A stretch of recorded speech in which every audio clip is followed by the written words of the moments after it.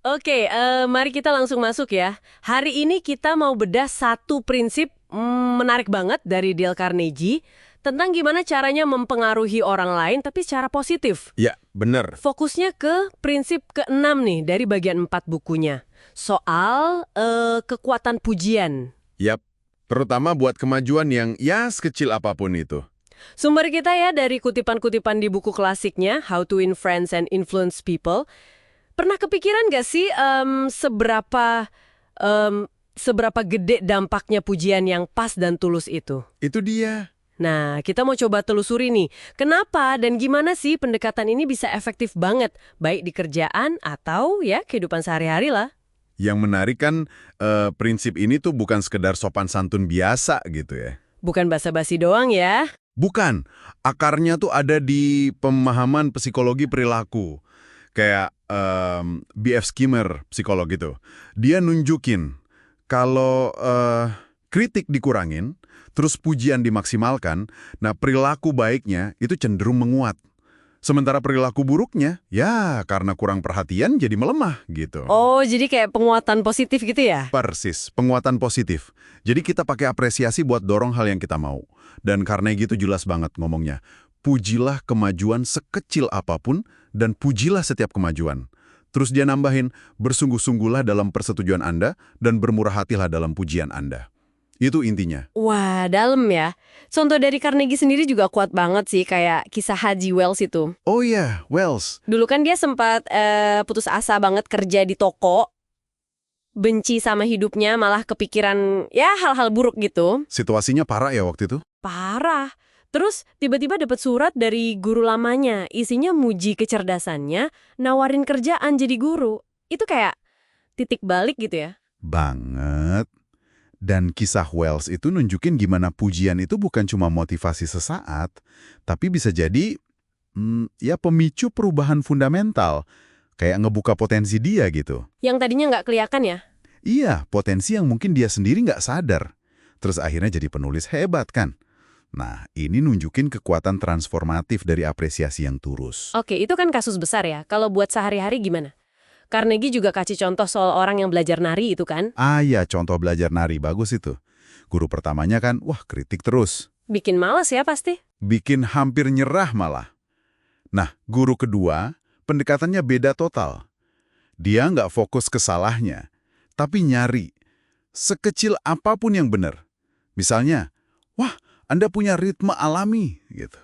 Dipujilah. Mungkin agak lebay ya mujinya, tapi hasilnya Jadi semangat ya. jadi semangat. Motivasi belajarnya tumbuh. Nah, ini persis kayak prinsip 6. Akui dan hargai tiap langkah maju, sekecil apapun. Tapi ada catatan penting nih dari Carnegie soal tulus enggaknya pujian itu. Gimana bedainnya sama sekedar ya basa-basi atau jilatan kosong? Nah, ini krusial banget. Carnegie tegas banget bedain apresiasi tulus sama sanjungan. Prinsip ini cuma manjur kalau dari hati. Dari pengamatan beneran ya. Betul, dari pengamatan jujur. Orang tuh bisa ngerasain loh kalau nggak tulus, malah jadi rusak nanti kepercayaannya. Ah iya iya. Jadi ini bukan soal trik manipulatif ya, tapi lebih ke, gimana ya, perubahan mindset. Kita secara aktif nyari hal baik atau kemajuan di orang lain, terus kita ungkapin dengan sungguh-sungguh. Jadi butuh usaha sadar ya. Kayak cerita keluarga John Ringlespaugh yang di catatan kita itu. Mereka kan awalnya komunikasinya negatif terus. Betul, keluarga Ringlespaugh itu kejebak di pola saling teriak. Terus mereka coba nih prinsip pujian. Awalnya, ya susah nyari hal positif di tengah kebiasaan lama. Pasti kagok ya awalnya. Pasti, tapi mereka konsisten nyari, terus ngakuin usaha atau perilaku baik sekecil apapun dari anak-anaknya. Pelan-pelan, suasananya berubah, perilaku anak-anaknya juga jadi lebih baik. Ini nunjukin bisa diterapin di keluarga. Oke, oke. Terus ada lagi contoh Ellie Culbertson yang pemain bridge itu. Dia kan awalnya nggak jago-jago amat ya. Malah cenderung keras kepala katanya. Tapi calon istrinya waktu itu, dia ngelihat potensi lain.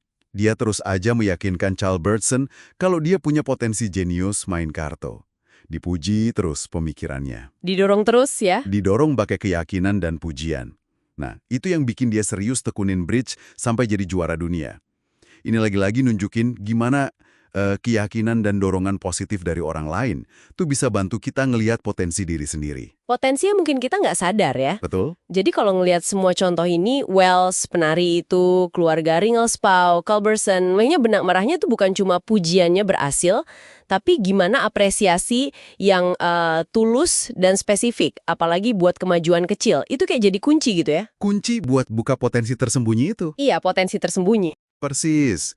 Ini nyambung sama kata-kata filsuf William James soal harta karun terpendam di dalam tiap orang. Dengan kita aktif nyari dan hargain kemajuan sekecil apapun di orang lain, kita tuh kayak bantu mereka gali harta karun itu. Wah, dalam juga ya maknanya. Iya, jadi kita nggak cuma ngubah perilaku sesaat, tapi bisa jadi bantu mereka bertransformasi. Dampaknya bisa gede banget. Jadi buat Anda yang lagi denger ini, apa artinya semua ini? Prinsip keenam ini ngajak kita buat lebih jeli lihat prosesnya ya, bukan cuma hasil akhir. Iya, proses itu penting. Coba deh, secara aktif cari kemajuan sekecil apapun pada orang-orang di sekitar Anda. Di kantor, di rumah. Terus sampaikan apresiasinya. Dengan tulus ya, dan antusias. Nggak usah nunggu momen besar atau sampai sempurna dulu. Dan spesifik, apalagi buat peningkatan kecil. Ingat, prinsip 6 Carnegie tadi. Bersungguh-sungguhlah dalam persetujuan Anda dan bermurah hatilah dalam pujian Anda untuk setiap kemajuan. Jangan pelit pujilah intinya, asal tulus. Oke, nah sebagai penutup nih, coba kita bawa lebih dekat lagi deh. Coba pikirin sebentar, dalam seminggu terakhir ini ada nggak sih kemajuan kecil yang Anda sadari dari orang di sekitar Anda? Bisa jadi rekan kerja yang berhasil nanganin tugas susah. Atau pasangan yang lagi nyoba kebiasaan baru. Atau mungkin anak Anda yang nunjukin sedikit aja peningkatan usaha belajarnya. Hal-hal kecil gitu ya? Iya, hal kecil. Nah, kira-kira apa yang bakal terjadi ya kalau besok Anda sempatin diri buat secara tulus ngakuin dan muji kemajuan spesifik itu? Mungkin buat Anda cuma tindakan kecil, tapi buat mereka bisa jadi dorongan yang besar banget. Coba aja.